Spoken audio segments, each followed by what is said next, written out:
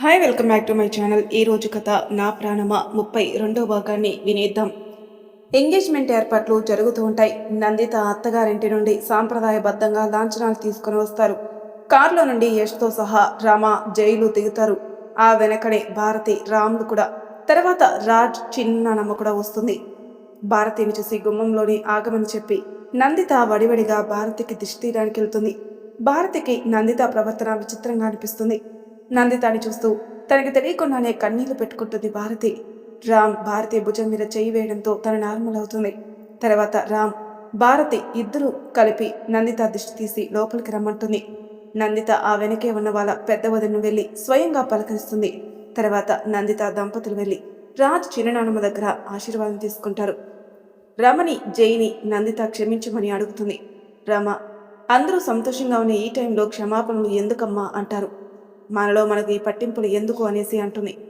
నందిత రమాని హక్ చేసుకుని, వదిన, నా కూతుర్ని ఇన్ని రోజులు అమ్మలా కంటికి రెప్పలా చూసుకున్నావు. నా కూతురు మనసు అర్థం చేసుకోకుండా దాన్ని దూరం చేసుకున్నాను, నన్ను క్షమించండి అంటుంది.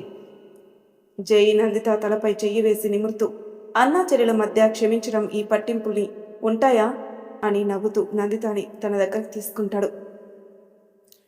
భారతి కళ్ళార్పుకున్న నందితని చూస్తూ ఉంటుంది.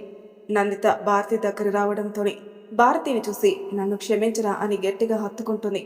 ఇన్ని రోజులు అమ్మ ప్రేమకు దూరమైన భారతి ఆ స్పర్శ తగలగానే కన్నీటి పర్యంతం అవుతుంది. అమ్మ అనుకుంటూ బోరున నందితను పట్టుకుని కాసేపు ఏడుస్తుంది. ప్రియ, పెద్దమ్మ, ఈ శుభ సందర్భంలో ఈ ఏడుపేంటి? అందరూ సంతోషంగా ఉండాలి. నందిత ప్రియాని కూడా దగ్గరకు తీసుకొని నుదుటిన ముద్దు పెట్టుకొని, అంతా నీ వల్లేరా, నువ్వు అలా మాట్లాడబట్టే నాకు తెలిసొచ్చింది. ఇన్ని రోజులు నేనేం పోగొట్టుకున్నాను, నన్ను క్షమించండి పెద్దమ్మ, ఆ రోజు నేను అలా మాట్లాడినందుకు అంటుంది ప్రియ. భారతికి ఏం అర్థం కాదు. లావణ్య వచ్చి భారతికి నిజం చెప్తుంది.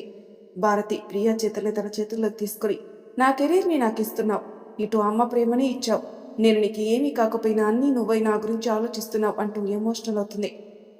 ప్రియ, అక్క, అమ్మ ప్రేమ ఎలా ఉంటుందో నాకు తెలియదు, కుటుంబం ఎలా ఉంటుందో నాకు తెలియదు. నాకు ఊహ వచ్చేసరికి అందరూ నాకు దూరం అయ్యారు.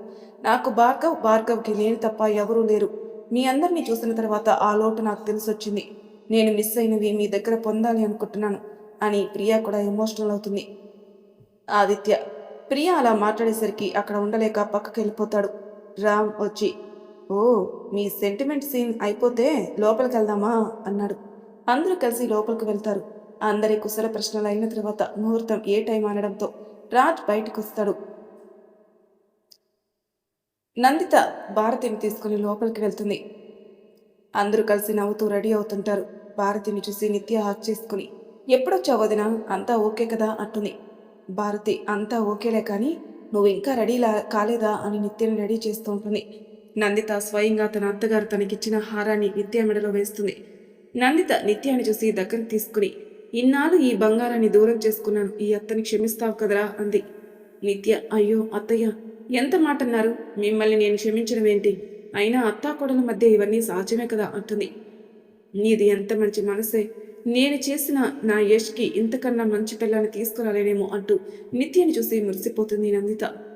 అబ్బా అమ్మ, నీకు కోపం వచ్చినా సంతోషం వచ్చినా పెట్టలేం అని అంటే అందరూ నవ్వుకుంటూ ఉంటారు. ప్రియ ఇంకా అరేంజ్మెంట్స్ చేస్తూ అక్కడే స్టేజ్ దగ్గర ఉంటుంది. సులోచన ప్రియా దగ్గరకు వచ్చి, ఇంకా ఇలానే ఉన్నావా, వెళ్ళి నిత్యం రెడీ అయిందో లేదో చూసి నువ్వు కూడా రెడీ అవ్వు అంటారు. ప్రియా సరే అని వెళ్తూ రాజ్కి ఫోన్ చేస్తుంది. రాజ్, వచ్చేస్తున్నాను, చిన్న పని ఉండి వెళ్ళాను, ఇదిగో వస్తున్నాను అన్నాడు. ప్రియా నిత్య గదిలోకి వెళ్ళి నిత్య రెడీ అయిందో లేదో చూసి లావణ్యకి డ్రెస్ ఇవ్వడానికి వెళ్తుంది. లావణ్య, ఇదిగో ఈ డ్రెస్ వేసుకో అంటుంది. ఇదెందుకు వదినా అంది లావణ్య. ఎందుకేంటి, చెల్లి ఎంగేజ్మెంట్లో నువ్వు ఆ మాత్రం రెడీ కావా ఏంటి? నీకు తెలుసు కదా వదిన, నాకు సింపుల్గా ఉంటేనే ఇష్టం అంది లావణ్య. ఇది సింపుల్గానే ఉంటుంది అని లావణ్యకి హెయిర్ స్టైల్ వేసి తను రెడీ కావడానికి వెళ్తుంది. రాజ్ వచ్చేసరికి ప్రియా డ్రెస్ బ్యాక్ జిప్ పెట్టుకుంటూ ఉంటుంది. అది అందక అవస్థపడుతుంటే రాజ్ వెళ్ళి మెల్లగా జిప్పు పెట్టి థ్రెడ్ ముడివేస్తూ ఉంటాడు. ప్రియా రాజ్ అలా చేసేసరికి కంగారులో, మీరు రెడీ అవ్వండి అని దూరం జరిగి చూస్తుంది. ఉండమ్ము అని థ్రెడ్ ముడివేసి ప్రియా నడి వీపులో ఉన్న బర్త్ మార్కును చూస్తూ ప్రియా హెయిర్ని లీవ్ చేస్తాడు. ప్రియాకి అర్థం కాక రాజుని చూస్తుంది. నాకు చెందినది అందరికీ చూపిస్తే ఎలా అని కన్ను కొట్టి వాష్రూంలోకి దూరుతాడు. ప్రియా రాజ్ అన్న దాని గురించి ఆలోచిస్తూ ఏదో తట్టిన దానిలా నవ్వుకుంటూ రెడీ అవుతుంటుంది. హెయిర్ మొత్తాన్ని లీవ్ చేసి జస్ట్ సైడ్ మాత్రమే కర్ల్ చేసి వదిలేస్తుంది. ప్రియా రెడీ అవుతుండగా రాజ్ వచ్చి ప్రియా ముందు నిల్చుని ప్రియాని లేపి ప్రియా ముందు తన నీస్ పైన మోకాలపైన బెండై కూర్చొని ప్రియాని తన మీద కూర్చోబెట్టుకుంటాడు. ప్రియా ఏదో మాట్లాడేలోపు తనని మాట్లాడవద్దని ప్రియా చేతిని తన చేతుల్లోకి తీసుకుని ప్రియా వేలికి రింగుని తొడిగి ప్రియాని హక్ చేసుకుని కాసేపు అలానే ఉంటాడు.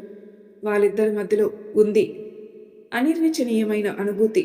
అలా కాసేపు ఉన్న తర్వాత ఆదిత్య డోర్ కొట్టడంతో ఇద్దరు దూరం జరుగుతారు. రాజ్ డోర్ ఓపెన్ చేసుకుని ఆదితో కలిసి ఏర్పాట్లు చూడ్డానికి వెళ్తాడు. ప్రియా రెడీ అయి నిత్య లావణ్యలతో పాటు కిందికి వస్తూ ఉంటుంది. లావణ్య ప్రియ సేమ్ కలర్ సేమ్ డ్రెస్సెస్ వేసుకుంటారు. నిత్య లేత ఆకుపచ్చ రంగు లెహంగాకు పింక్ మ్యాచింగ్ బ్లౌజ్ వేసుకుని పళ్ళు నార్త్ ఇండియన్ స్టైల్లో వేసుకుని జుట్టు మొత్తం బన్ను వేసి వదిలేస్తుంది. Priya Lavanya navy blue colour lehenga cream colour blouse with matching దుప్పటాస్తో ఇద్దరు ఒకేలా రెడీ అయి వస్తూ ఉంటారు. వాళ్ళ ముగ్గురిని అలా చూసి ఇక్కడున్న ముగ్గురు అదేనండి మన హీరోలు రాజ్ ఆది యష్లు అలా నోరు ఎల్లబెట్టి మరీ చూస్తూ ఉంటారు. ఇంతలో భార్గవ్ రాజ్ వాళ్ళ దగ్గరకు వచ్చి అని చిన్నగా తగ్గడంతో మొహాలు పక్కకు తిప్పి పనిలో పడిపోతారు. నిత్యని తీసుకుని వచ్చి స్టేజ్పై కూర్చోబెడుతుంది ప్రియ. రాజ్ యష్ని తీసుకుని వస్తాడు. పంతులు గారు విధి విధానాలతో పూజ జరిపించిన తర్వాత వారి చేయికి ఉంగరాలుచ్చి మార్చుకోమంటారు. యష్ నిత్య చేయి తీసుకుని తన ఎడమ చేయి ఉంగరం వేలికి రింగు తొడుగుతాడు. నిత్య కూడా యష్ వేలికి ఉంగరం తొడుగుతుండగా పైనుండి గులాబీ రేకులు ఇద్దరిపై పడుతుంటాయి. రింగ్స్ మార్చుకున్న తర్వాత యష్ నిత్య చేయిని కిస్ చేయడంతో అందరూ ఓ అని అరుస్తారు. అందరు ఫోటో సెక్షన్ అయిపోయిన తర్వాత యష్ నిత్యాలు సాంగ్కి డ్యాన్స్ వేస్తూ ఉంటారు. ఇంతలో రాజ్ ప్రియా కళ్ళలోకి చూస్తూ ఉంటాడు. ప్రియా రాజ్ భుజాలపై చెయ్యి వేయడంతో రాజ్ ప్రియా నడుము పట్టుకుని పైకి లిఫ్ట్ చేస్తాడు. అలా ఇద్దరు కలిసి చాలా రొమాంటిక్గా ఒకరితో ఒకరు అన్నట్టుగా డ్యాన్స్ చేస్తూ ఉంటారు. అలా పాట అయిపోయినా కూడా అలాగే ఒకరి కళ్ళలోకి ఒకరు చూస్తూ ఉంటారు. అందరి చప్పట్లతో ఈ లోకంలోకి వచ్చి వడివడిగా అక్కడి నుండి పక్కకొచ్చేస్తారు. రాజ్ ఫ్రెండ్స్ అందరూ డ్రింక్ చేస్తూ ఉంటారు. రాజ్ని చేయమంటే అప్పుడే అక్కడికి వచ్చిన ఆది రాజ్ డ్రింక్ మానేశాడంటాడు. అందరూ రాజ్ డ్రింక్ మానేశాడంటే షాక్ అవుతారు. ఎందుకు అని అందరూ ఒకేసారి అడుగుతారు. ఎందుకంటే నా ప్రియకి ఇష్టం లేదు అందుకే మానేశాను అంటాడు రాజ్. రాజ్ ఫ్రెండ్ ప్రియ వద్దు అన్నదా? తను చెప్పలేదు కానీ ఇండైరెక్ట్గా చెప్పింది అంటాడు రాజ్. రమతో ప్రియ మాట్లాడడం రాజ్ వింటాడు కదా. అదేనండి. ఇంతలో తన ఫ్రెండ్ డైరెక్ట్గా చెప్తేనే మేం మానడం లేదు, నువ్వు ప్రియ చెప్పకపోయినా మానేశావు, నువ్వు గ్రేట్ రా అంటాడు. మరి మా రాజ్ లవ్ అంటే ఏమనుకుంటున్నారు అన్నాడు ఆది. రాజ్ గారు అంటుంది ప్రియా. ఇంతలో రాజ్ ప్రియా పిలవడంతో వెళ్తాడు. ప్రియా రాజ్ని పక్కకు తీసుకెళ్లి ఎవరూ లేని చోట రాజ్ని గట్టిగా హక్ చేసుకుని రాజ్ బుగ్గపై కిస్ ఇచ్చి థ్యాంక్స్ చెప్పి వెళ్ళిపోతుంది. రాజ్ బుగ్గపై చెయ్యి వేసి నవ్వుతూ వెళ్ళిపోతాడు. అలా అందరి సమక్షంలో నిత్య యష్ల ఎంగేజ్మెంట్ చాలా సరదాగా జరిగిపోతుంది. తెల్లవారుతుంది. ఉదయం కోర్టులో లావణ్య కేసు హియరింగ్ ఉండడంతో అందరిలో ఒకటే టెన్షన్. ప్రియా వచ్చి లావణ్యకి తీయని పెరుగు తినిపించి ఆల్ ది బెస్ట్ చెప్తుంది. లావణ్యతో ఆది ఇంకా రాజులు కూడా వెళ్తారు. భార్గవ్ కాలేజీకి, నిత్య ప్రియలు ఆఫీస్కి, యష్ కూడా కోర్టుకి వెళ్తాడు. లావణ్యకి టెన్షన్గా ఉంటుంది. రాజ్ లావణ్యతో ఏరా టెన్షనా? వాడెవడో ముక్కవు తెలియని వాడితో ఉతికి ఆరేశావు నీ మాటలతో, ఇప్పుడేంటి? తెలియదన్నయ్య, ఎందుకో టెన్షన్గా ఉంది అంది లావణ్య. ఎందుకంత టెన్షన్ లావణ్య గారు? మీరు చాలా బ్రేవ్ అనుకున్నానే, ఇలా భయపడతారని అస్సలు అనుకోలేదు అన్నాడు ఆదిత్య. నేనేమీ భయపడడం లేదు, జస్ట్ టెన్షన్ ఫీల్ అవుతున్నాను అంది లావణ్య. మీరు ఎంత టెన్షన్లో ఉన్నా ఒకసారి కళ్ళు మూసుకోండి, మీకు ఎంతో ఇష్టమైన వాళ్ళు కనిపిస్తారు, వాళ్ళని చూడగానే మీ టెన్షన్ తీరిపోతుంది, ఒకసారి ట్రై చేయండి అన్నాడు ఆది. లావణ్య సరే అని కళ్ళు మూసుకుంటుంది. లావణ్యకి ఫస్ట్ తన ఫ్యామిలీ కనపడగా తర్వాత స్మైల్ ఇస్తున్న ఆదిత్య కనిపిస్తాడు. లావణ్య వెంటనే కళ్ళు తెరుస్తుంది. మనసులో చీన కనపడ్డాడేమిటి, నాకేమవుతుంది అసలు అనుకుంటూ లోపలికి వెళ్తుంది. కేసు రన్ అవుతుంది, సాక్ష్యం లేనందున ఈ కేసు కొట్టివేయడం అవుతుంది అని జడ్జ్ తీర్పిచ్చేసే లోపల ఎక్స్క్యూజ్ మీ యువర్ ఆనర్ అంటుంది. ఈ హత్య జరుగుతుండగా చూసిన ప్రత్యక్ష సాక్షి ఉన్నారు, ఉంటే ప్రవేశపెట్టండి అన్నారు జడ్జి గారు. లావణ్య సైగ చేయడంతో యష్ వెళ్ళి ఒక తనని తీసుకొని వస్తాడు. ఈ కేసులో ప్రత్యక్ష సాక్షి చనిపోయిన మృతురాలి వుడ్ బి అయిన ఈ అజయ్ అంటుంది లావణ్య. తను కనపడకుండా పోయి అప్పటికే 1 వీక్ అయింది, నేను తన్ని వెతుకుతున్నాను. నేను తన్ని వెతికే క్రమంలో నాకు ఒక ఫోన్ వచ్చింది. దాని సారాంశం ఏంటంటే నేను వెతికే అమ్మాయి గురించి. వాళ్ళు చెప్పిన అడ్రస్కి నేను వెళ్ళేసరికి ఈ నీచుడు నా కాబోయే భార్యను చాలా కిరాతకంగా చంపుతున్నాడు. అప్పటికే తన ప్రాణం పోయింది, అయినా వదలకుండా దారంగా పొడుస్తున్నాడు.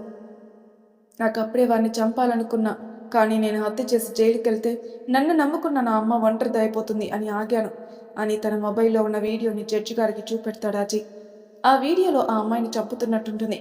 లావణ్య చూపించిన సాక్ష్యాలతో కేసు తీర్పు లావణ్యకి ఫేవర్గా వస్తుంది. రాజ్ లావణ్యాన్ని హక్ చేసుకుని, మొత్తానికి సాధించావురా, కంగ్రాట్స్, ఈ రాజ్ చెల్లి అనిపించుకున్నావు. ఆదిత్య కూడా కంగ్రాట్స్ లావణ్య గారు అని తను చేయిస్తాడు. లావణ్యకి ఆదిత్య చేయి అందుకోగానే ఇద్దరిలో తెలియని అలజడి మొదలవుతుంది. అలాగే ఉండిపోతారు. యష్ రావడంతో లావణ్య తన చేతిని వెనక్కి తీసుకుంటుంది. యష్ వచ్చి లావణ్యకి కంగ్రాట్స్ చెప్తాడు. రాజ్ ఫోన్ వస్తే ఆఫీస్కి వెళ్ళిపోతాడు. వెళ్లే ముందు ఆదిత్యతో లావణ్యని డ్రాప్ చేయమని చెప్పి వెళ్ళిపోతాడు. యష్ కూడా డ్యూటీకి వెళ్ళిపోతాడు. ఇక ఆదిత్య వెళ్దామా లావణ్య గారు అంటాడు. హా వెళ్దాం అని లావణ్య అనడంతో ఇద్దరు కలిసి కార్ దగ్గరికి వెళ్తూ ఉంటారు. పక్క నుండి చప్పట్లు వినిపించడంతో ఇద్దరు పక్కకు తిరుగుతారు. ఇక్కడ ప్రియ ఆఫీస్కి వెళ్ళేసరికి శైలు ప్రియ కోసం వెయిట్ చేస్తూ ఉంటుంది. ప్రియ శైలుని చూసి నువ్వేంటి ఇక్కడ అంది. నీకోసమే వెయిటింగ్ అంది శైలు. నా కోసమా? హా నీకొకటి చూపిద్దామని అని తన మొబైల్ చూపిస్తుంది. ప్రియ అది చూసి షాక్ అయిపోయి పడిపోతుంది. ఆఫ్టర్ 1 వీక్ మల్హోత్రా మెన్షన్లో రాజ్ వాళ్ళ గదిలో ప్రియాని తలుచుకుంటూ ఎందుకే నన్ను వదిలేసి వెళ్ళావు? ఎందుకు? సులోచన రాజ్ టిఫిన్ తిందువుగాని రా అని పిలుస్తారు. అమ్మా నాకు ఆకలిగా లేదు అని ఆఫీస్కి వెళ్తుంటాడు రాజ్. నువ్వు సరిగ్గా తిని 1 వీక్ అవుతుందిరా అంది సులోచన. అమ్మా ప్రియా ఎందుకు ఇలా చేసిందో తెలుసుకునిదే నాకు మనశ్శాంతి లేదమ్మా అంటాడు రాజ్. నాకు నమ్మబుద్ధి కావడం లేదురా, తన నీకు విడాకుల నోటీస్ పంపింది అంటే. నాకు అదే అర్థం అవ్వట్లేదమ్మా, తెలుసుకోవాలి, తెలుసుకుంటాను, అది ఎక్కడున్నా సరే వెతికి మరీ తెలుసుకుంటాను అంటాడు. ఉదయం లేచిన తర్వాత రాజుని చూసి వసుంధర ఏంట్రా ఆ అవతారం, షేవ్ చేసుకోలే నువ్వు, ఎలా ఉన్నావేంటి? అమ్మా నీ కోడలు కనిపించే వరకు ఇంతే, వీడి వాలకం అనుకుంటూ వెళ్ళిపోతారు వసుంధర. రాజ్ అలా ఏం జరిగిందని యష్తో పాటు కలిసి ఆరా తీస్తూ ఉంటాడు. ఆ ప్రాసెస్లో లాస్ట్ ప్రియా ఆఫీస్కి శైలు వచ్చిన విషయం తెలుసుకొని శైలుని మీట్ అవ్వడానికి వెళ్తాడు రాజ్. రా రాజ్, నువ్వు నా కోసం వచ్చావా, నాకు నమ్మబుద్ధి కావడం లేదు అంటూ రాజ్ని హక్ చేసుకోబోతుంది శైలు. స్టాప్ ఇట్ అని రాజ్ శైలుకి దూరం జరిగి ప్లీజ్ స్టే అవుట్ ఆఫ్ మీ. శైలుతో కోపంగా నువ్వు ప్రియాని ఎందుకు కలిసావు అన్నాడు. ఎందుకు కలిస్తే నీకెందుకు అంది శైలు. నిన్ను వదిలేసి వెళ్ళిన దాని గురించి ఆలోచించడం వేస్ట్, దాన్ని మర్చిపోయి నన్ను పెళ్లి చేసుకో, నువ్వు లేకపోతే నేను బ్రతకలేను రాజ్ అంటూ రాజ్పై పడి హద్దు మీరి ప్రవర్తిస్తుంది. రాజ్ శైలుని ఒక్కటి పీకి ఏంటి ఊరుకుంటున్నాను కదా అని ఎక్కువ చేస్తున్నావు, నా ప్రియ గురించి నాకు బాగా తెలుసు, నువ్వు ఏదో చేసి నా ప్రియని నా నుండి దూరం చేస్తావు, అదేంటో చెప్పకపోయావో ఇక్కడే నీ పతనం స్టార్ట్, అది ఎలా ఉంటుందో నీ ఊహ కూడా అందదు, బెదిరిస్తున్నావా అంది శైలు. నువ్వు నిజం చెప్పకపోతే ఏదైనా చేస్తాను, నీకు 2 days టైం ఇస్తున్నాను, నీ అంతటి నువ్వే నా దగ్గరకు వచ్చి నిజం చెప్పాలి. చెప్పకపోతే తెలుసుకోలేనేమో నేను అనుకుంటున్నావా అని అక్కడి నుండి యష్ దగ్గరికి వెళ్తాడు రాజ్. ప్రియా ఫోన్ సిగ్నల్స్ని చెక్ చేస్తే అవి 7 days బ్యాక్ ఉన్న లొకేషన్ని చూపెడతాయి. ఇక చేసేదేమీ లేక ప్రియా ఫోన్ నెంబర్ని ట్రేస్ చేస్తే అది ఉన్న లొకేషన్ చూపిస్తుంది. రాజ్ ఆ లొకేషన్ని చూసి చిన్నగా స్మైల్ చేస్తూ వచ్చేస్తున్నాను బంగారం, మీ రాజ్ వస్తున్నాడు అనుకుంటూ స్టార్ట్ అవుతాడు. మిస్టర్ ఎక్స్ ఇంట్లో సత్యనారాయణ వ్రతం జరుగుతూ ఉంటుంది. వ్రతం మిస్టర్ ఎక్స్ ఇంకా అతని భార్య చేస్తూ ఉంటారు. పంతులు గారు వ్రతం అయిపోయిన తర్వాత కంకణ ధారణ భర్త భార్యకి కట్టుకోవడంతో మిస్టర్ ఎక్స్ తన భార్యకి కడతాడు. ఆమె కొంచెం భయంగానే కంకణం కడుతుంది. కట్టేటప్పుడు ఆమె చేతులు వణుకుతూ ఉంటాయి. అది మిస్టర్ ఎక్స్ గమనిస్తాడు. పంతులు గారికి దక్షిణాన కొత్త కోడల చేత ఇప్పిస్తారు. ఆమె దక్షిణ ఇచ్చి ఆశీర్వాదం తీసుకుంటారు. మిస్టర్ ఎక్స్ వాళ్ళ తాతయ్య వచ్చి సాయంత్రం రిసెప్షన్కి ఏర్పాట్లు చేశాం, అందరూ భోజనాలు చేసి రెస్ట్ తీసుకొని సాయంత్రం 6 గంటలకు రెడీగా ఉండమనడంతో అందరూ భోజనాలు చేస్తూ ఉంటారు. ఈలోగా విజయ్ వచ్చి నాన్న ఏర్పాట్లు చేయడానికి నేను వెళ్తున్నాను, సాయంత్రం అన్నయ్య వాళ్ళని తీసుకుని వచ్చేయండి అని తను వెళ్తాడు.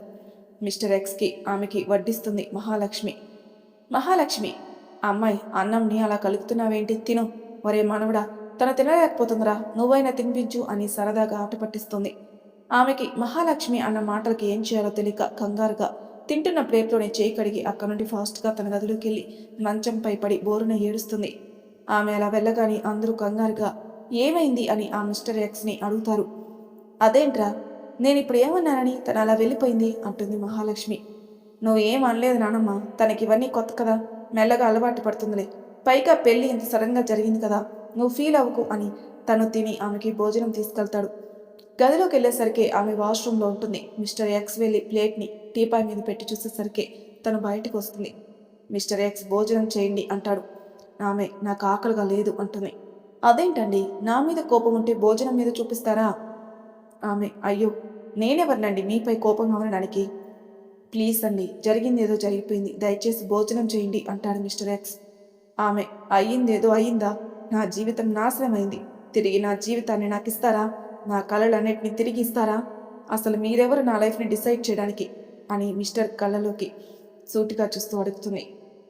అతను ఆమె కళ్ళలోకి సూటిగా చూడలేక తలదించుకొని, మీరు భోజనం చేయండి, సాయంత్రం రిసెప్షన్ ఏర్పాటు చేయడానికి నేను వెళ్తున్నాను అని వెనుతిరుగుతాడు. ఆమె అలాగే అన్నం తినకుండా కూర్చొని ఉంటుంది. డోర్ దగ్గరికి వెళ్ళిన మిస్టర్ ఎక్స్ ఆమె అన్నం తినకపోవడం చూసి వెనక్కి తిరిగొచ్చి భోజనం కలుపుతూ ఆమె నోటు వద్ద పెడతాడు. ఆమె తన మొహాన్ని పక్కకు తిప్పేస్తుంది. తన ముందు పెట్టిన చేతిని తోసేస్తుంది. మళ్ళీ కలిపి పెడతాడు, అయినా మళ్ళీ తోసేస్తుంది. ఈసారి తినమని చెప్పాను కదా అని కోపంగా అనడంతో ఆమె మిస్టర్ ఎక్స్ కోపాన్ని చూసి చుప్చాపుగా అన్నం తింటూ ఉంటుంది. ఆమె అన్నం తిన్న తర్వాత కాసేపు రెస్ట్ తీసుకో, నేను ఏర్పాట్లు చూడ్డానికి వెళ్తున్నాను అని అతను వెళ్ళిపోతాడు. ఆమె మనసులో అసలు ఏం జరిగింది, ఏం జరుగుతుంది, ఎట్టు పోతుంది నా జీవితం అనుకుంటూ ఏడుస్తుంది. మరి తర్వాయి భాగంలో ఏం జరుగుతుందో నెక్స్ట్ ఎపిసోడ్లో తెలుసుకుందాం. అంతవరకు నా ఛానల్ సబ్స్క్రైబ్ చేయని వాళ్ళు ప్లీజ్ సబ్స్క్రైబ్ చేసుకోండి, లైక్ చేసి షేర్ చేయండి, మీ అభిప్రాయాలను కామెంట్ రూపంలో తెలియజేయండి. Thank you for listening.